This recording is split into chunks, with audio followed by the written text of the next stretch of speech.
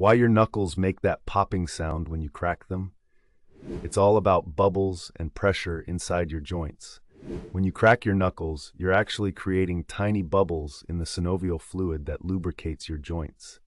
This phenomenon, called cavitation, occurs when the pressure inside your joints suddenly drops, causing these bubbles to form and then partially collapse, creating that distinct crack sound. Interestingly, it takes about 20 minutes for the pressure and bubbles to reset, which is why you can't immediately crack them again.